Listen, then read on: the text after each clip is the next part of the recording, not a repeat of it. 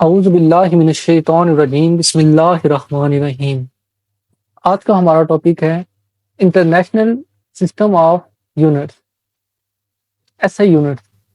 ठीक है, तो हमने प्रीवियस लेक्चर के अंदर देखा था कि फिजिकल क्वांटिटीज क्या होती हैं, ठीक है, उन्हें कैसे रिप्रेजेंट करते हैं, और हमने देखा था कि यूनिट्स क्या होते हैं, टाइप ऑफ यूनिट्स हैं। अब क्वांटिटी को लिखने का जो एक मेथड है, ठीक है, क्वांटिटी का जब भी हम यूनिट लिखते हैं तो उसका एक मेथड है, उसे हम कहते हैं इंटरनेशनल सिस्टम ऑफ यूनिट। अब सिर्फ ऐसा यूनिट यूज नहीं होता किसी भी क्वांटिटी को लिखने के लिए, इससे पहले भी कुछ यूनिट और इवन अभी भी, लेकिन कॉमनली ऐसा यूनिट यूज होता है, ये इतने ज्यादा यूज नहीं होते, लेकिन ये भी हमारे पास यूज होते रहे हैं। जैसे सीजीएस सिस्टम है, ठीक है, इसके अंदर हमारे पास इन तीनों सिस्टम के अंदर सीजीएस, एमकेएस, एफपीएस, इनके अंदर जस्ट हम लेंथ, मैस और टाइम को ही लेते रहे हैं। ठीक है, सीजीएस सिस्टम के अंदर क्या है कि लेंथ को हम सेंटीमीटर लेते हैं, मैस को ग्राम, टाइम को सेकंड। एमकेएस सिस्टम के अंदर हम लेंथ को मीटर लेते हैं, मैस को ग्राम और टाइम को सेकंड। जबकि एफपीएस सिस्टम के अंदर हम क्या करते हैं, एफपीएस के अंदर हम लेंथ को फुट लेते हैं, मैस को पाउंड के अंदर और टाइम को हम मेजर करते हैं सेकंड्स के अंदर। ठीक है, लेकिन ये इंटरनेशनल लेवल के ऊपर ये यूनिट एक्सेप्टेबल नहीं है। ठीक है, 1960 के अंदर 11th General Conference of Weight and Measures, ठीक है, इन्होंने ऐसा यूनिट को अडॉप्ट किया 1960 के अंदर। ठीक है, अब ऐसा यूनिट क्या है, बेसिकली आपका ये एक French word system international D unit, ठीक है, ये फ्रेंच वर्ड है, यहां से ये निकला। ठीक है, अब आपको पता चल गया कि एस आई क्यों कहते हैं, क्योंकि ये सिस्टम इंटरनेशनल डी यूनिट, इसकी वजह से इसको हम सिस्टम इंटरनेशनल यूनिट कहते हैं, एस आई यूनिट, ठीक है, कहा जाता है। इंटरनेशनल सिस्टम ऑफ यूनिट हम इसे कहते हैं, एस आई। तो बेसिकली हमारे पास 7 एस आई बेसिक यूनिट्स हैं। ठीक है, there are 7 basic S I units. First of all जो है हमारे पास वो है लेंथ, इसका सिंबल है एल, और एस आई यूनिट है इसका मीटर, और इस मीटर को रिप्रेजेंट करते हैं स्मॉल एम से। इसी तरह फिजिकल क्वांटिटी हमारे पास एक टाइम है जिसका सिंबल है स्मॉल टी, और इसका ऐसा यूनिट है सेकंड, और इसको स्मॉल एस से ही रिप्रेजेंट करते हैं। इलेक्ट्रिक करंट, इसका सिंबल आई है, और इसका ऐसा यूनिट है एम्पेयर, और इसको कैपिटल ए से रिप्रेजेंट करते हैं हम। नेक्स्ट हमारे पास है टेम्परेचर, टेम्परेचर को कैपिटल टी से शो करते हैं, और इसका ऐसा यूनिट केल्विन है, और केल्विन को रिप्रेजेंट करते हैं के से। नेक्स्ट हमारे पास 6 नंबर पे है अमाउंट ऑफ सब्सटेंस, इसको स्मॉल एन से शो रिप्रेजेंट करते हैं, और इसका ऐसा यूनिट है मोल, और मोल को रिप्रेजेंट करते हैं एम ओ एल से। ठीक है, नेक्स्ट हमारे पास लास्ट है ल्यूमिनस इंटेंसिटी आई वी, ठीक है, इसको रिप्रेजेंट करते हैं आई वी से, और इसका हमारे पास ऐसा यूनिट कैंडेला है, और इसको रिप्रेजेंट करते हैं सी डी से। ठीक है, यहां तक क्लियर है। हमने क्या देखा ऐसे यूनिट को, ऐसे यूनिट क्या है, ठीक है, ये क्वांटिटी को रिप्रेजेंट करने का एक इंटरनेशनल लेवल के ऊपर सिस्टम है, जिसको हम इंटरनेशनल यूनिट ऑफ सिस्टम या एस आई यूनिट कहा जाता है। देयर आर 7 बेसिक यूनिट्स, ठीक है, और ये हमने देख लिया। ठीक है, इसके बाद हम देखते हैं कि रूल्स कौन से हैं जिनके थ्रू हम एस आई यूनिट्स को लिख सकते हैं। Rules for writing S I unit. First of all हमारे पास जो रूल है वो ये कहता है कि हमें जो भी यूनिट लिखते हैं वो इसकी सिंगुलर फॉर्म हम यूज करते हैं। लाइक एट, हमने किलोग्राम लिखना है केजी, ठीक है, ये है करेक्ट फॉर्म। अगर मैं इसको लिख दूं केजीज के अंदर एस, अब ये सिंगुलर नहीं प्लूरल फॉर्म होगी, तो ये क्या है, रोंग है। ठीक है, हमें कहा गया है कि आप लिखें 10 kg, हम लिखते हैं जी 10 kg, एक तरफ हम लिखते हैं 10 kgs। इन दोनों में से कौन सा ठीक है, करेक्ट है? ये करेक्ट है और ये रॉन्ग है। क्यों? क्योंकि हमने यूनिट के साथ बेसिकली सिंगुलर फॉर्म होती है, प्लूरल फॉर्म हम नहीं लिखते। ठीक है, यहां तक क्लियर है। नंबर सेकंड रूल क्या है हमारे पास? सेकंड रूल हमारे पास ये है कि जब भी हम ऐसा यूनिट को लिखते हैं तो उसके बाद हम फुल स्टॉप नहीं लिखते। लाइक एस केजी की एग्जांपल ले लें। ठीक है, एक ये, इन दोनों में से कौन सा ठीक है? ये ठीक है, क्योंकि यहाँ पे फुल स्टॉप आ गया, तो ये क्या है? ये रॉन्ग एग्जांपल है। इसी तरह हमें को कहे कि 10 सेंटीमीटर, ये ठीक है। ये 10 सेंटीमीटर फुल स्टॉप, ये ठीक है। तो ये ठीक है हमारे पास फुल स्टॉप वाला, ये एग्जांपल हमारी क्या है? ये रॉन्ग है। थर्ड रूल क्या है जी इसको लिखने का? थर्ड रूल हमारे पास ये है कि हमारे पास स्पेस होनी चाहिए न्यूमेरल नंबर और सिंबल के दरमियान। फॉर एग्जांपल न्यूमेरल नंबर क्या? ये 10, ये एक न्यूमेरल नंबर है, और हमारे पास सिंबल क्या है? केजी है। आप इसके दरमियान ये स्पेस होनी चाहिए। ठीक है, तो ये करेक्ट है। अगर मैं कहूं कि 10 केजी, यहाँ पे कोई स्पेस नहीं है, तो ये फिर रॉन्ग है। ठीक है, तो हमारे पास जो भी न्यूमेरल नंबर है और जो सिंबल है उसके दरमियान हमारे पास स्पेस होनी चाहिए। ठीक है, तो ये था हमारा थर्ड रूल। अब हम देखते हैं कि हमारे पास फोर्थ रूल क्या है। फोर्थ रूल में ये है कि हमारे पास वर्ड और जो सिंबल है ना, ये मिक्सड अप नहीं होने चाहिए। लाइक एज हमारे पास मैं कह दूं कि किलोग्राम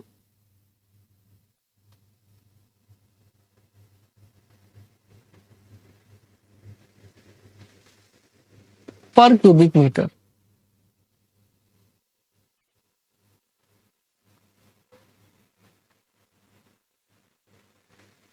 अब ये जो एग्जांपल है ये बिल्कुल हमारे पास करेक्ट है। इसके अंदर कहीं पे भी वर्ड्स और सिंबल आपस में मिक्सड अप नहीं हुए। ठीक है, ये हमारे पास करेक्ट है। अब यहाँ पे अगर मैं लिख दूं फॉर एग्जांपल किलोग्राम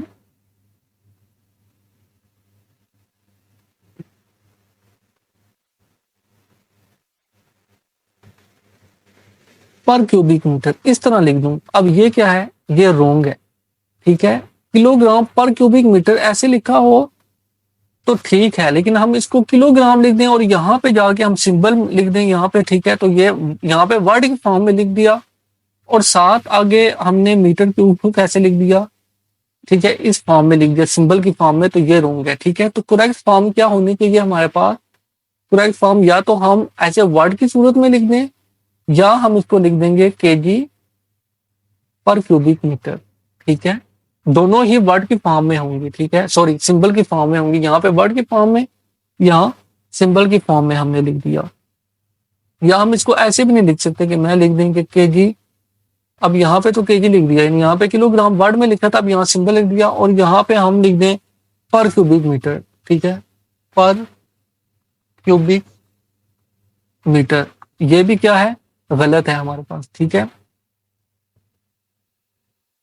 तो ये बेसिकली आपको बताया है रूल नंबर 4।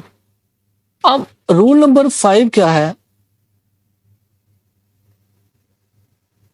कोई भी हमारे पास न्यूमेरल वैल्यू है उसके साथ जो हमारे पास यूनिट है वो सिंबल में लिखा जाएगा। ठीक है, लाइक एज मैं आपको बताता हूं कैसे, कि हमारे पास आप समझें कि लिखा हुआ है 10 सेंटीमीटर। अब ये तो हमने लिख दिया 10, ये न्यूमेरल वैल्यू है, सेंटीमीटर हमारे पास है यूनिट, दरमियान में स्पेस है, ये बिल्कुल ठीक है। ठीक है, लेकिन अगर मैं इसको लिख दूं 10 और साथ में वर्ड की फॉर्म में लिख दूं सेंटीमीटर, सेंटीमीटर, तो क्या ये ठीक होगा? नहीं, ये बिल्कुल गलत होगा। हमें सिंबल की फॉर्म में लिखना है, वर्ड की फॉर्म में नहीं लिखना। ठीक है, तो ये क्या है आपका? ये रॉन्ग है। आगे 6 पॉइंट क्या है कि हमारे पास जो यूनिट्स के नेम डिराइव्ड होते हैं लोगों के नाम से, ठीक है, वो स्मॉल लेटर के अंदर लिखे जाएंगे। जैसे हमारे पास है वर्ड जूल, तो जूल को हम ऐसे लिखेंगे JULE। ठीक है, ये करेक्ट फॉर्म है। यानी अब न्यूटन, न्यूटन, ठीक है, इसको भी स्मॉल अल्फाबेट से लिखेंगे। इसका सिंबल होता है कैपिटल N, लेकिन इसका जो नेम है न्यूटन, ये हम लिखेंगे स्मॉल अल्फाबेट के अंदर। ठीक है, लास्ट हमारे पास है वो ये कि जब भी हम केल्विन टेम्परेचर लेंगे तो केल्विन स्केल के अंदर हम डिग्री का यूज नहीं करते। लाइक एज 273 केल्विन, ठीक है जी, ये करेक्ट फॉर्म है। लेकिन अगर मैं लिख दूं 273 डिग्री ऑफ केल्विन, ये क्या है? गलत है। डिग्री सिर्फ सेल्सियस के साथ आता है, केल्विन के साथ नहीं आता। ठीक है जी, तो ये था ये हमने स्टडी किए rules of writing SI unit. ठीक है, SI यूनिट भी हमने देख लिया क्या होता है। किस इंस्टीट्यूट ने इसको SI यूनिट कहा, किस डेट को SI यूनिट कहा, और हमने देखा कि हमारे पास 7 बेसिक SI यूनिट्स हैं, उनके सिंबल और SI यूनिट हमने देख लिए, इनके रूल भी हमने स्टडी कर लिए। नेक्स्ट हमारा टॉपिक है कुछ फिजिकल क्वांटिटीज को हम देखते हैं। फर्स्ट ऑफ ऑल हम देखें तो मैस। अब मैस का जो SI यूनिट, मैस क्या है सबसे पहले तो आपको पता है, mass the quantity of matter present any object is called it mass. यानी कोई भी हमारे पास क्वांटिटी ऑफ मैटर है उसको हम मैस कहते हैं। किसी भी ऑब्जेक्ट के अंदर जितनी भी क्वांटिटी ऑफ मैटर है वो क्या कहलाती है? मैस कहलाती है। तो इसका SI यूनिट है kg। ठीक है, मैस का SI यूनिट क्या है? किलोग्राम। अब 1 किलोग्राम किसके, अब हमारे पास 1 किलोग्राम है, क्या हम उसे 1000 ग्राम कह सकते हैं? जी बिल्कुल कह सकते हैं। ठीक है, क्योंकि केजी हमारे पास एक international system of unit SI unit है मैस का। लेकिन अब मेरे पास कोई एक सैंपल है उसका, ठीक है, उसका वेट 1 kg है, तो क्या उसको मैं कहूं कि उसका मतलब 1000 ग्राम है? क्या ये गलत होगा? नहीं। ठीक है, 1 kg इक्वल होता है 1000 ग्राम के। ये भी यूनिट को लिखने का एक तरीका है। ठीक है, अब 1 ग्राम ये किसके इक्वल होता है? ये इक्वल होता है 1000 मिलीग्राम के। ठीक है, 1 ग्राम किसके इक्वल होता है? 1000 मिलीग्राम के। आगे हम देखते हैं वेट क्या होता है। The force exerted by the earth on a substance और अ बॉडी, ठीक है, उसको क्या कहते हैं? हम वेट कहते हैं। अब देखते हैं कि वेट का SI यूनिट क्या है। ठीक है, वेट का SI यूनिट होता है न्यूटन। और 1 kg अगर वेट हो किसी भी सैंपल का, किसी भी बॉडी का, तो उसके ऊपर 9.8 न्यूटन फोर्स एग्जिस्ट कर रही होती है।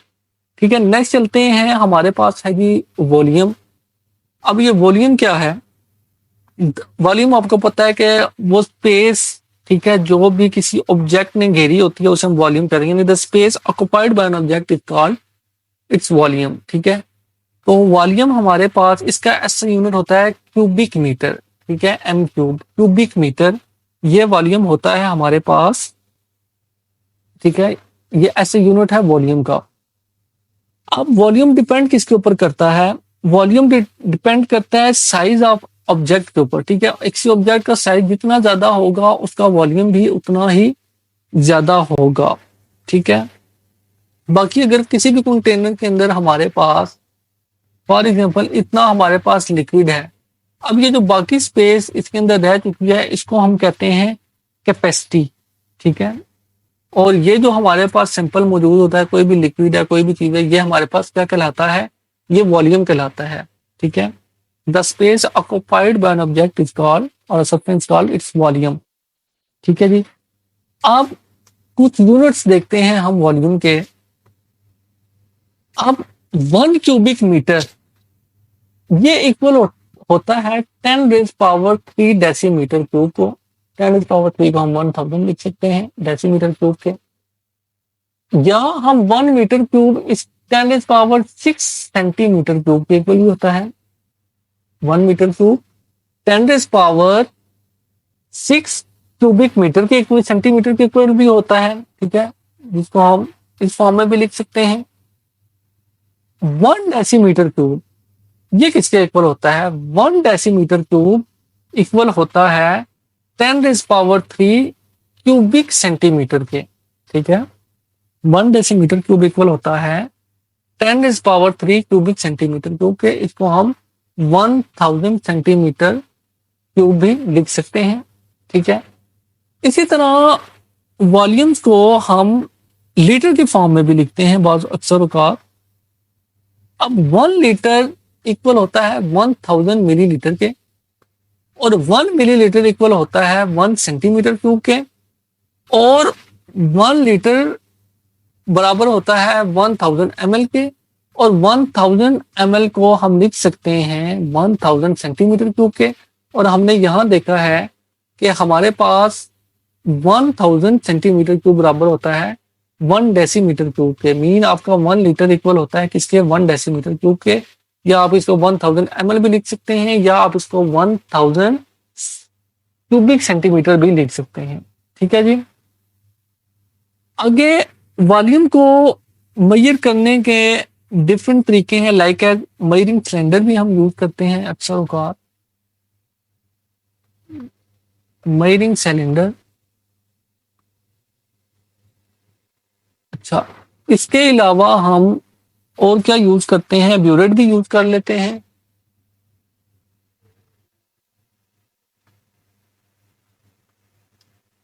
ब्यूरेट के अलावा हम पिपेट भी यूज करते हैं।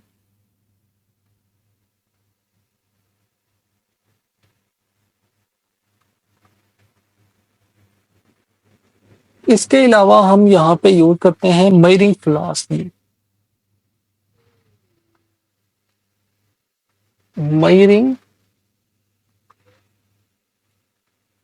मेजरिंग फ्लास्क, ठीक है। तो ये 3-4 तरीके थे जिनके जरिए हम क्या करते हैं जी? वॉल्यूम को मेजर करते हैं। नेक्स्ट हम देखते हैं डेंसिटी को। डेंसिटी हमारे पास क्या होती है जी? Mass per unit volume. तो ऐसा यूनिट इसका क्या होगा? मैस का यूनिट, ऐसा यूनिट केजी, वॉल्यूम का क्यूबिक मीटर। अब ये क्यूबिक केजी तो इसी तरह होगा क्यूबिक मीटर, यहाँ पे पॉजिटिव 3 जब ऊपर पावर जाती है तो ये नेगेटिव में हो जाती है। यानी अब इसका ऐसा यूनिट क्या हो गया डेंसिटी का? केजी पर क्यूबिक मीटर। केजी पर क्यूबिक मीटर, ये हमारे पास क्या हो गया जी? ये हमारे पास हो गया, ये हमारे पास है जी ऐसा यूनिट, ठीक है, डेंसिटी का।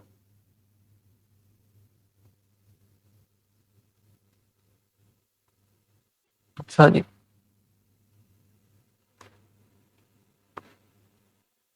अच्छा, अब डेंसिटी को के लिए हम कुछ स्मॉलर यूनिट भी यूज करते हैं, ग्राम पर क्यूबिक सेंटीमीटर, या हम ग्राम पर मिलीलीटर, ठीक है जी। ये दोनों यूनिट भी हम ये स्मॉलर यूनिट डेंसिटी के लिए यूज कर सकते हैं। ग्राम पर क्यूबिक सेंटीमीटर या ग्राम पर मिलीलीटर, ये हम डेंसिटी के लिए यूज कर सकते हैं स्मॉलर यूनिट। नेक्स्ट हम चलते हैं जी फिजिकल क्वांटिटी टेम्परेचर। टेम्परेचर क्या है हमारे पास? Temperature basically measuring of hardness और coldness of a body is called temperature, ठीक है। अब टेम्परेचर को जिस डिवाइस से मेजर किया जाता है उस डिवाइस को कहते हैं थर्मोमीटर, ठीक है जी। किस डिवाइस के थ्रू मेजर किया जाता है? थर्मोमीटर के थ्रू। अब थर्मो का क्या मतलब होता है? अच्छा सॉरी, ये यहाँ पे नहीं, ठीक है, थर्मोमीटर के थ्रू इसको मेजर किया जाता है। अब थर्मो का क्या मतलब होता है? हीट, और मीटर का क्या मतलब होता है? मेजरिंग डिवाइस, ठीक है। तो थर्मोमीटर का क्या मतलब हो गया? वो डिवाइस जो हीट को मेजर करे। बेसिकली हमारे पास कॉमनली 2 तरह के थर्मामीटर यूज होते हैं। Number first is clinical thermometer and second is laboratory thermometer. इन दोनों ही थर्मामीटर्स के अंदर बेसिकली हमारे पास क्या होता है? मर्करी यूज होता है, मर्करी लिक्विड यूज होता है इनके अंदर, ठीक है। आगे हम देखते हैं हमारे पास 3 तरह के टेम्परेचर मेजर करने के स्केल होते हैं। Number first is Celsius scale, second is Fahrenheit scale and third one is kelvin scale और एब्सोल्यूट स्केल। इनमें से जो सबसे कॉमन है हमारे पास वो है सेल्सियस स्केल। ठीक है जी, the most common temperature measuring scale is Celsius scale. ठीक है, तो डिग्री सेल्सियस के अंदर शो किया जाता है। ठीक है, साइंटिफिक वर्क के लिए जो स्केल यूज करते हैं वो केल्विन स्केल होता है। ठीक है, यानी केल्विन स्केल हम साइंटिफिक वर्क के लिए यूज होता है। ठीक है, अब ये जो केल्विन से हम सेल्सियस से केल्विन में जाने के लिए क्या करते हैं कि जो हमारे पास सेंटीग्रेड स्केल है, ठीक है, ये डिग्री सेल्सियस है, इसके अंदर हम 273.15 ऐड कर देते हैं।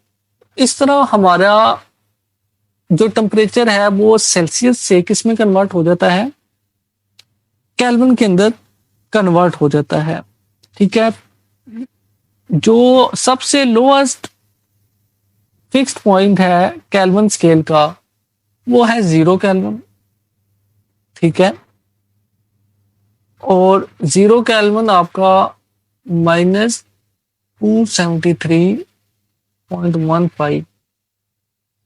ठीक है, -273.15 इसके इक्वल होता है। ठीक है, नेक्स्ट हमारे पास है जी फ़ारेनहाइट स्केल। अब ये जो फ़ारेनहाइट स्केल है ये कोई इतना कॉमन नहीं है। ठीक है, इसका जो लोएस्ट फिक्स पॉइंट है हमारे पास फ़ारेनहाइट स्केल का वो है हमारे पास 32 डिग्री फ़ारेनहाइट। ठीक है, इतना है। और इसका जो सबसे अपर फिक्स टेम्परेचर है वो हमारा है 212 फ़ारेनहाइट टेम्परेचर। ठीक है, अब जो रिलेशनशिप है हमारा फ़ारेनहाइट और सेल्सियस स्केल का वो ये है F = 9/5। ये सेल्सियस स्केल आपका आ गया। ठीक है, डिग्री सेल्सियस प्लस 32 डिग्री। ठीक है, ये हम ऐड करेंगे तो ये हमारा किस में चला जाएगा, ये हमारा फ़ारेनहाइट के अंदर कन्वर्ट हो जाएगा। अच्छा, नेक्स्ट हमारा टॉपिक है जी प्रीफिक्सेस इन एसआई यूनिट। ये प्रीफिक्सेस क्या होते हैं और इनका क्या यूज है केमिस्ट्री के अंदर। अब बेसिकली कुछ एसआई यूनिट्स होते हैं जो या तो बहुत ज्यादा बड़े होते हैं या बहुत छोटे होते हैं। तो अपने डेटा को कन्वीनियंट फॉर्म में लिखने के लिए, सिंपल फॉर्म में लिखने के लिए हम कुछ प्रीफिक्सेस यूज करते हैं। प्रीफिक्सेस क्या होते हैं कि different power of 10 are indicated by prefixes. ठीक है, डिफरेंट पावर ऑफ 10 को हम रिप्रेजेंट करते हैं कुछ प्रीफिक्सेस के थ्रू। फॉर एग्जांपल हम लोग कहते हैं 100th power of metre is called centimetre. ठीक है, अब सेंटी का क्या मतलब होता है, सेंटी का मतलब होता है 100। सेंटी का मतलब होता है 100 पावर। ठीक है, इसका क्या मतलब होता है 100 पावर। ठीक है, ये 10⁻⁻² कहलाता है। ठीक है, 10⁻⁻² को हम क्या कहते हैं, सेंटी। तो centimetre 100 part of metre is called centimetre. ठीक है जी, तो अब आपको समझ आ गई कि प्रीफिक्सेस हम क्यों यूज करते हैं केमिस्ट्री के अंदर। ठीक है, प्रीफिक्सेस यूज करने की ये वजह है कि बजाय हम 100 पार्ट को हम उसके अंदर लिखे हैं, हम 1 सेंटीमीटर को कैसे लिखेंगे, 0.001 मीटर लिखेंगे। ठीक है, या 0.01 मीटर लिखेंगे। ठीक है, 0.01 मीटर। ठीक है, इसको देन हम जब चेंज करेंगे तो हम लिखेंगे 1 × 10⁻²। ठीक है, 10⁻²। तो बजाय हम इसके लिखने के हम जब सेंटी लिख देंगे तो हमें पता चल जाएगा कि ये हमारे पास क्या होगा, 10⁻, इसका मतलब है -2। ठीक है, जब भी हम मीटर से सेंटीमीटर में जाएंगे तो हम क्या लिखेंगे, सेंटीमीटर, बजाय इसके कि हम उसकी प्रॉपर न्यूमेरिकल फॉर्म लिखें। तो यहाँ पे हम देखते हैं जी कुछ प्रीफिक्सेस हैं। 10⁻⁻1 को कहते हैं डेसी। 10 ये 10th पार्ट होता है किसी भी चीज को, तो कहते हैं डेसी। 10⁻2 इसको कहते हैं सेंटी, ये 100th पार्ट होता है, ठीक है। 10⁻3 इसको हम कहते हैं मिली। 10⁻6 इसको हम कहते हैं माइक्रो। 10⁻9 इसको हम कहते हैं नैनो। 10⁻12 इसको हम कहते हैं पिको। 10⁻15 इसको हम कहते हैं फेम्टो। 10⁻18 इसको हम कहते हैं ऑटो। इसी तरह 10⁻1 ये कहलाता है डेका। 10⁻2 ये कहलाता है हेक्टो। 10⁻3 इसको हम कहते हैं किलो। 10⁻6 इसको हम कहते हैं मेगा। 10⁻9 इसको हम कहते हैं गीगा। 10⁻12 इसको हम कहते हैं टेरा। 10⁻15 इसको हम कहते हैं पीटा। 10⁻18 इसको हम कहते हैं एक्सा, ठीक है। इसी तरह और भी प्रीफिक्सेस यूज होते हैं, ठीक है जी। यहां तक समझ आ गई आपको। आगे हम देखते हैं inter conversion of units. Inter conversion of units का क्या मतलब है कि हम एक यूनिट को उसी के रिसेम्बलेंस यूनिट्स के साथ, चाहे वो स्मॉल यूनिट हो चाहे वो लार्ज यूनिट हो, उसके अंदर हम कन्वर्ट कर सकते हैं। अब एक बात याद रखिएगा, ऐसे यूनिट तो हम साइंटिफिक वे में लेते हैं, लेकिन जरूरी नहीं है कि हर जगह जैसे टाइम का यूनिट सेकंड है तो सेकंड यूज हो, मिनट्स भी यूज होते हैं, ठीक है। तो कन्वर्जन के लिए हमें ये लाजमी है कि हमें इंटर कन्वर्जन हमें आनी चाहिए। अच्छा, अब जैसे हमारे पास है 1 मिनट।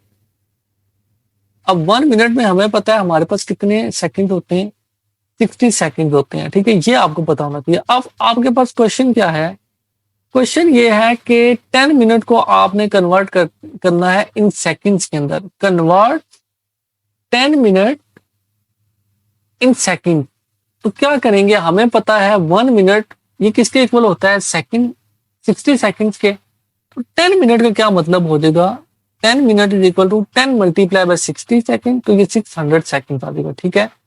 यानी जितने मिनट होंगे उनको हम जस्ट 60 से मल्टीप्लाई कर देंगे तो हमारे पास जो आंसर आ जाएगा वो इसके अंदर आ जाएगा जी, वो हमारा आंसर सेकंड्स के अंदर आ जाएगा, ठीक है।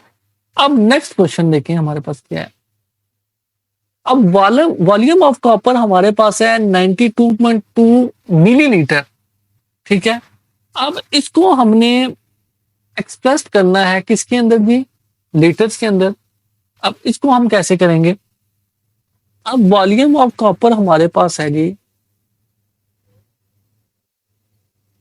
वॉल्यूम ऑफ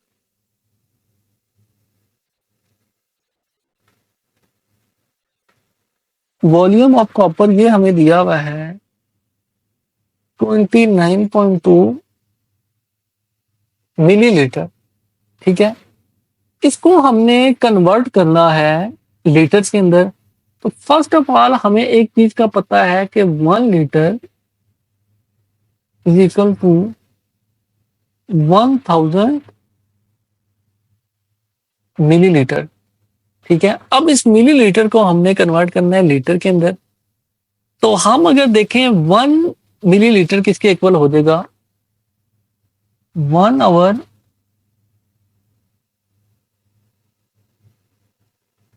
1000 लीटर के इक्वल हो जाएगा 1 मिलीलीटर। या हम इसको और किस तरह लिख सकते हैं, हम इसको ऊपर ले जाए तो हम कह सकते हैं कि ये इसको साइड पे मैं लिख देता हूँ कि 1000 को हम किस तरह लिख सकते हैं, 10⁻³ litre is equal to 1 ml, ठीक है। यहां तक बात क्लियर होगी आपकी, 10⁻³ litre is equal to 1 ml। अब हमने इसको कन्वर्ट करना है लीटर्स के अंदर। अब देखें कैसे हम कन्वर्ट कर सकते हैं इसको। अब ये हमारे पास है 29.2 मल्टीप्लाई बाय 1 ml है, ठीक है। इसको लिख सकते हैं ना, ml को मल्टीप्लाई 1 ml। अब हम यहाँ पे लिखते हैं कि 29.2। अब 1 ml किसके इक्वल है, मल्टीप्लाई 10⁻³ -3। ठीक है, 10⁻³ के साथ इसको हम मल्टीप्लाई कर देंगे, तो जो हमारे पास आंसर आएगा, आंसर आता है कि हमारे पास 0.0292 लीटर। ठीक है, इस तरह हम मिली लीटर से लीटर में जा सकते हैं। ठीक है, आपको पता जस्ट ये होना चाहिए कि 1 मिलीलीटर किसके इक्वल है, उससे आप मल्टीप्लाई कर देंगे। हमें पता है 1 मिलीलीटर इक्वल होता है 10⁻³ लीटर के, और इस तरह हम इसको इजीली लीटर्स के अंदर कन्वर्ट कर सकते हैं। ठीक है जी। अच्छा, नेक्स्ट आपको जी, नेक्स्ट क्वेश्चन है हमारा कि how many milligram of bromine are there in a बोतल containing 1/10 kg of this substance. ठीक है, यानी वो हमसे क्या कह रहा है, वो हमें ये कह रहा है कि हमने केजी से हमें किसके अंदर जाना है, मिलीग्राम के अंदर जाना है। ठीक है, केजी से हमने किसके अंदर जाना है, मिलीग्राम के अंदर जाना है। तो सबसे पहले तो आपको ये पता होना चाहिए कि 1 kg किसके इक्वल होता है। 1 kg इज इक्वल टू 1000 ग्राम के इक्वल होता है। ठीक है, और यहाँ पे हमें ये भी पता होना चाहिए कि 1 ग्राम किसके इक्वल होता है, 1 ग्राम इक्वल होता है 10⁻³ मिलीग्राम के। ठीक है, या 1 मिलीग्राम, ये 10⁻³ दूसरी तरफ जाके नेगेटिव हो जाएगी 10⁻³ के। ठीक है, तो ये हमें दो चीजों का पता होना चाहिए। ठीक है, कि केजी किसके इक्वल होता है और जो हमारे पास ग्राम है वो किसके इक्वल होना चाहिए। अब क्वेश्चन देखें, क्वेश्चन में उसमें क्या दिया हुआ है, 1/10 kg है। ठीक है, 1/10 kg है, तो इसको हम कैसे लिख सकते हैं, 1/10 kg को हम ऐसे क्या लिख सकते हैं, 1/10 मल्टीप्लाई बाय 1 kg। ठीक है, अब हमें पता है कि 1 kg किसके इक्वल है, 1000 ग्राम के इक्वल है। ठीक है, इसको मैं आगे लिख देता हूँ। ठीक है, यहाँ पे अब ये हमारे पास 1/10, इसको क्या हम मल्टीप्लाई कर सकते हैं 1000 ग्राम से, बिल्कुल, क्योंकि 1 kg इक्वल है 1000 ग्राम के, 1000 ग्राम के। ठीक है, जस्ट हमने 1 kg की जगह क्या लिख दिया, 1000 लिख दिया। अच्छा जी, अब हमारे पास सूरत-ए-हाल कुछ इस तरह की बन चुकी है कि 1000 डिवाइडेड बाय 10, और साथ क्या है हमारे पास, यूनिट ग्राम है, ये इससे कैंसिल हो गया। हमारे पास क्या आंसर आया, 100 ग्राम, 100 ग्राम। ठीक है, ये हमारे पास आंसर आया, लेकिन हमें क्या चाहिए था, मिलीग्राम में हमने जाना है। अब हमें ये पता है कि 1 ग्राम किसके इक्वल है, 10⁻³ मिलीग्राम के, यानी ये बेसिकली ये हमारे पास क्या लिखा हुआ है, ये है 100 मल्टीप्लाई बाय 1 ग्राम है, तो 1 ग्राम किसके इक्वल है, 10⁻³ मिलीग्राम के। तो इसको हम ऐसे लिख सकते हैं, 100 मल्टीप्लाई बाय 10⁻³ मिलीग्राम, 10⁻³ मिलीग्राम। ठीक है, तो इसका क्या आंसर आ जाएगा, 10⁻12, और ये 3 5, 10⁻5 मिलीग्राम। ठीक है, 10⁻5 मिलीग्राम, ये हमारे पास भी इसका आंसर आ गया। तो ये हमने क्या देखा है कि हमने मिलीग्राम से, केजी से सॉरी, कैसे हम मिलीग्राम्स के अंदर गए हैं। सब फर्स्ट ऑफ ऑल तो हमने ग्राम्स के अंदर कन्वर्ट किया, देन ग्राम से आगे हम कहाँ गए जी, मिलीग्राम के अंदर। ठीक है, तो यहां तक क्लियर है आपको। अच्छा, नेक्स्ट है जी क्वेश्चन हमारे पास कि convention unit of pressure is ATM, convert 1 atm pressure to its value in SI unit. यानी प्रेशर का जो कन्वेंशनल यूनिट है वो है एटीएम, यानी ये नॉन एसआई यूनिट है, एसआई यूनिट एटीएम नहीं है। एटीएम को हमने कन्वर्ट करना है किसके अंदर जी, एसआई यूनिट के अंदर। तो वो कैसे हम करेंगे उसको देखते हैं जरा। फर्स्ट ऑफ ऑल तो हमें प्रेशर का पता होना चाहिए कि प्रेशर हमारे पास होता क्या है। प्रेशर हमारे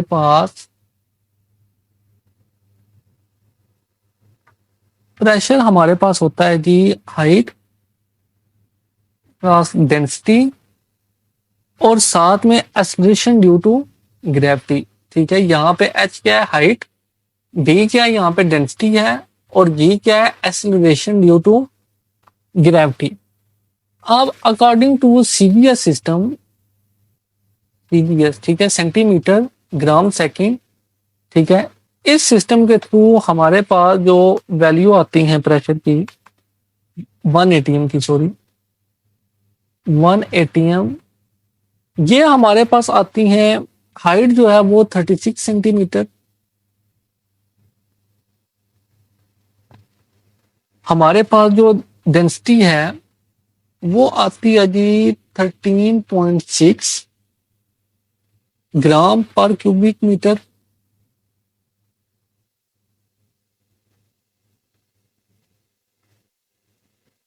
और हमारे पास जो एक्सेलरेशन ड्यू टू ग्रेविटी है वो हमारे पास आता है जी 980.67 सेंटीमीटर। ठीक है जी, सॉरी यहां पे आएगा हमारे पास 980 सेंटीमीटर पर सेकंड स्क्वायर। ठीक है जी, ये हमारे पास अकॉर्डिंग टू सीजीएस मेथड हमने इन वैल्यूज को यहाँ पे लिख दिया। ठीक है, 1 एटीएम इसके इक्वल होता है। ठीक है, अब इन वैल्यूज को अलग कर लेते हैं और इनके जो यूनिट्स हैं उनको सेपरेटली लिख लेते हैं। इसको हम लिखते हैं 36 मल्टीप्लाई बाय 13.6 मल्टीप्लाई बाय 980.67। ठीक है, आगे इनके जो यूनिट्स हैं उनको हम सेपरेटली लिख देते हैं। फॉर एग्जांपल यहाँ पे क्या है हमारे पास, सेंटीमीटर, ये मल्टीप्लाई हो रहा है आपका gram divided by centimetre cube, और ये मल्टीप्लाई हो रहा है अगेन हमारे पास है जी सेंटीमीटर पर सेकंड स्क्वायर।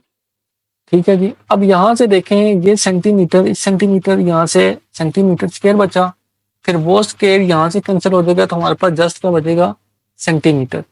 ठीक है, इसका जो इनको जब हम मल्टीप्लाई करेंगे इन न्यूमेरिकल वैल्यूज को, तो इसका जो आंसर आएगा हमारे पास वो आएगा 1.0136 मल्टीप्लाई बाय 10⁻⁶। ठीक है, और यहाँ हमारे पास ये ग्राम बचा और नीचे जस्ट सेंटीमीटर बचा और सेकंड स्क्वायर। ठीक है, 1 सेंटीमीटर,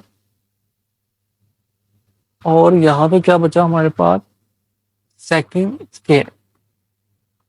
इसको हम लिखेंगे नंबर 1 कह देते हैं फॉर एग्जांपल।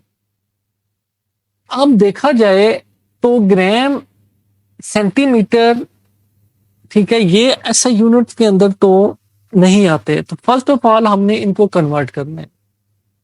अब ग्राम को हमने, ग्राम और सेंटीमीटर को हमने ऐसा यूनिट में लेके जाना है। तो यहाँ पे हमारे पास ये 1 ग्राम है, ये 1 सेंटीमीटर है। ठीक है, तो हमें पता है 1 gram is equal to 10⁻³ kg के इक्वल होता है। ठीक है, इस बात का हमें पता है। हमें इस बात का भी पता है कि 1 सेंटीमीटर जो है ये इक्वल होता है 10⁻² मीटर के। ठीक है, ऐसा यूनिट जो है वो मैस का ग्राम नहीं है बल्कि केजी है। तो हमने क्वेश्चन में भी उसने ये कहा था कि आपने ऐसे यूनिट में कन्वर्ट करना है। सेंटीमीटर भी ऐसे यूनिट नहीं है। हमने हमारा जो यूनिट ऐसे यूनिट है वो मीटर है, तो हमने सेंटीमीटर को किस में कन्वर्ट किया, मीटर को। तो हमारे पास ये जो वैल्यू है 1 gram divided by 1 centimetre multiply 1 second, इसको हम ये लिख सकते हैं क्या, 10⁻⁻, 1 ग्राम की जगह क्या आ जाएगा -3 kg, डिवाइडेड बाय 1 सेंटीमीटर की जगह क्या आ जाएगा 10⁻⁻2 मीटर, और ये सेकंड इसी तरह, क्योंकि ऐसा यूनिट टाइम का सेकंड भी है। ठीक है, अब यहां से ये तो इसकी पावर यहाँ पे हमारे पास 10⁻⁻1, और इसको हम नीचे ले जाएं तो ये हमारे पास आ जाता है 1/10 बचेगा, और साथ में हमारे पास kg 1 kg divided by 1 metre multiply by 1 second. ठीक है जी, ये हमारे पास वैल्यू आ गई किसकी, इसकी वैल्यू आ गई हमारे पास। ठीक है, इसकी जगह अब हम ये वैल्यू लिख सकते हैं, यानी इक्वेशन नंबर 2 जो है इसको हम पुट कर रहे हैं, इस वैल्यू को कहाँ पे, इसके अंदर। ठीक है, तो हमारे पास क्या आंसर आएगा, आंसर आएगा जी हमारे पास, हम 1 ATM को ले रहे हैं ना, यहाँ पे 1 ATM इज इक्वल टू, जब हम इस वैल्यू को यहाँ पे पुट करेंगे तो ये तो उसी तरह 1.0136 मल्टीप्लाई 10⁻6, ये तो इसी तरह होगा। और यहाँ पे जो ये देखें, ये वैल्यू तो इसी तरह होगी। अब जो ये वैल्यू है इसकी जगह हम पुट कर रहे हैं इस वैल्यू को। ठीक है, तो इस वैल्यू को पुट करने के बाद 1/10, और साथ में हमारे पास ये है 1 kg divided by 1 metre multiply by 1 second. ठीक है जी, अच्छा यहाँ पे आई थिंक कोई हमसे मिस्टेक हुई है। हाँ, मिस्टेक ये हुई है कि यहाँ पे सेकंड स्क्वायर है, और यहाँ पे भी सेकंड स्क्वायर होना चाहिए, यहाँ पे भी सेकंड स्क्वायर होना चाहिए, यहाँ पे भी सेकंड स्क्वायर होना चाहिए, और यहाँ पे भी सेकंड स्क्वायर होना चाहिए। ठीक है, अब हमारे पास क्या कैंसिल आउट हो रहा है, एक तो ये है कि ये इससे कैंसिल आउट होगा, यहाँ पे 10⁻5 आ जाएगी। ठीक है, यानी हमारे पास 1 ATM is equal to 1.0136 multiply by 10⁻5, इसको हम लिख सकते हैं केजी, 1 kg पर मीटर, ये मीटर ऊपर जाके -1 हो जाएगा, और ये सेकंड -2। ठीक है जी, यहां तक क्लियर है जी 1। अब हम इस फॉर्म तक पहुंच आए हैं। अब हमें एक चीज का पता है, वो क्या, कि 1 kg मीटर पर सेकंड स्क्वायर, पर सेकंड स्क्वायर ये बराबर होता है 1 न्यूटन के, ये बराबर होता है किसके जी, 1 न्यूटन के। लेकिन हमारे पास क्या है, हमारे पास 1 kg भी है और पर सेकंड स्क्वायर भी है, लेकिन हमारे पास मीटर नहीं है बल्कि पर मीटर है। इसके लिए हम क्या करेंगे, फॉर एग्जांपल अगर हम मीटर से मल्टीप्लाई और डिवाइड कर दें, फॉर एग्जांपल हम कहते हैं 1.0136 मल्टीप्लाई बाय 10⁻5 है।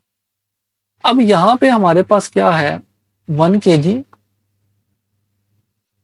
अब इस पर मीटर को हम फिलहाल छोड़ देते हैं, हम लोग कहते हैं हम मीटर से मल्टीप्लाई भी करते हैं और डिवाइड भी कर दें, और यहाँ पे पर सेकंड स्क्वायर, और ये वाला जो पर मीटर है इसको हम यहाँ जरा सेपरेट लिख देते हैं। अब इस वैल्यू की जगह क्या हम 1 न्यूटन लिख सकते हैं, बिल्कुल लिख सकते हैं, क्योंकि 1 kg मीटर पर सेकंड स्क्वायर ये बराबर होता है 1 न्यूटन के। ठीक है जी, तो इसको हम इसी तरह लिखते हैं 1.0136 मल्टीप्लाई बाय 10⁵ इस सारी वैल्यू की जगह हम क्या लिख सकते हैं, न्यूटन लिख सकते हैं।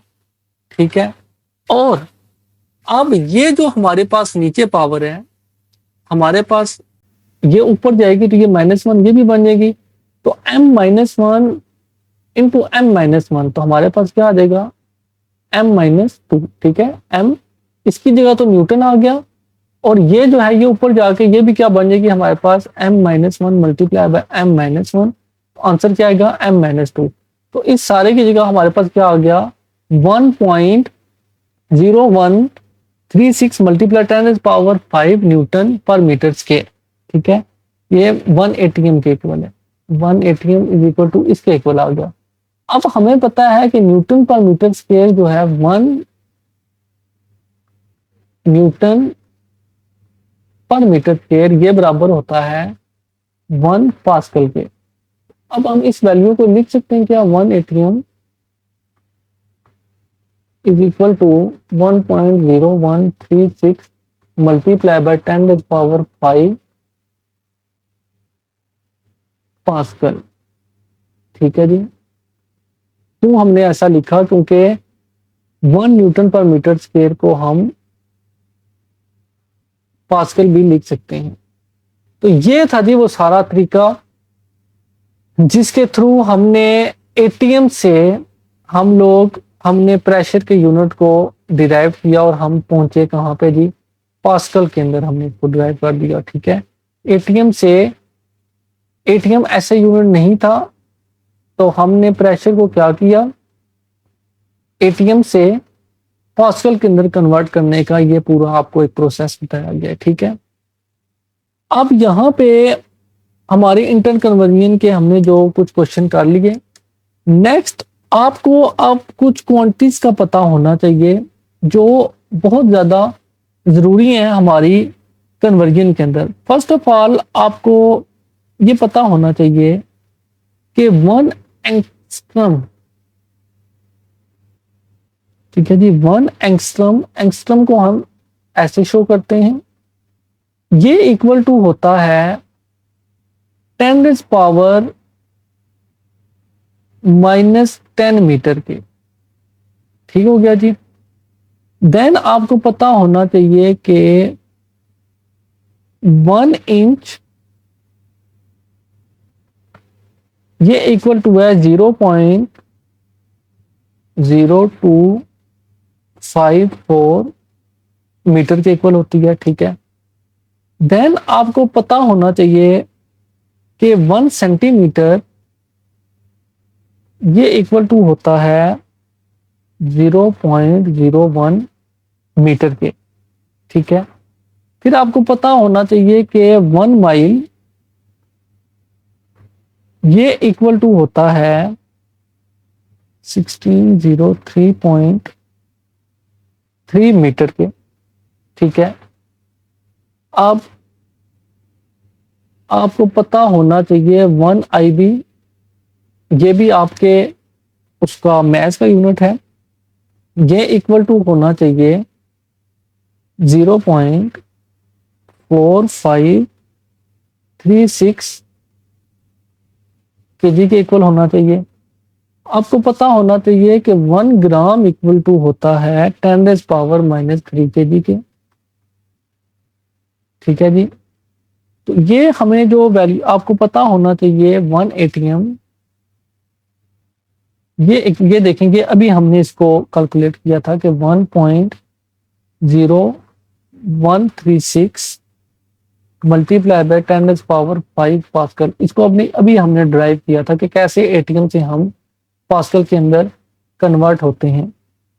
ठीक है, इसी तरह आपको पता होना चाहिए कि 1 कैलोरी ये नॉन एसआई यूनिट है। ठीक है, ये सारे नॉन एसआई यूनिट हैं, आपको इनकी वैल्यू पता होनी चाहिए कि नॉन एसआई यूनिट की वैल्यू क्या है और इनको ऐसे यूनिट के अंदर कैसे कन्वर्ट करते हैं, इनकी ऐसे यूनिट के अंदर क्या वैल्यू है। 1 calorie is equal to 4.184 joule के इक्वल है। ठीक है, 4.184 जूल के इक्वल है ये। ठीक है, ये आपको पता होना चाहिए। इसी तरह आपको पता होना चाहिए कि वन हॉर्स पावर जो आपकी है ये कितने वॉट के इक्वल होती है? ये आपकी इक्वल होती है 745.7 वॉट के इक्वल होती है। ठीक है, इसी तरह आपको पता होना चाहिए 1 मिनट इक्वल टू 60 सेकेंड। ठीक है जी, इसी तरह लास्ट है हमारे पास 1 आवर, ये आपको कितने इक्वल होना चाहिए? 3600 सेकेंड्स के अंदर। ठीक है, तो ये कुछ वैल्यू थी जो नॉन एसआई यूनिट्स हैं, ये जितने भी हैं ये नॉन एसआई यूनिट्स हैं। इनको एसआई यूनिट्स के अंदर इनकी वैल्यूज क्या हैं ये आपको लाजमी पता होनी चाहिए। जब आप न्यूमेरिकल सॉल्व करेंगे तो ये आपके लिए बहुत ज्यादा हेल्पफुल होंगी। तो ये था जी हमारा आज का लेक्चर। इस लेक्चर के अंदर हमने क्या देखा? हमने एसआई यूनिट्स को देखा, ऐसे यूनिट क्या होते हैं। ठीक है, सम फिजिकल क्वांटिटीज को हमने देखा, वो क्या होती हैं। ठीक है, उसके बाद हमने प्रीफिक्सेस को देखा, प्रीफिक्सेस के बाद हमने कुछ इंटरकन्वर्जन ऑफ यूनिट्स को स्टडी किया। प्रेशर को का यूनिट एटीएम, नॉन ऐसे यूनिट से ऐसे यूनिट्स के अंदर हम कैसे गए। फिर हमने कुछ यूनिट्स देखे जो नॉन ऐसे यूनिट्स हैं, उनकी ऐसे यूनिट्स के अंदर क्या वैल्यू हैं, इनको हमने स्टडी किया। Thanks for watching.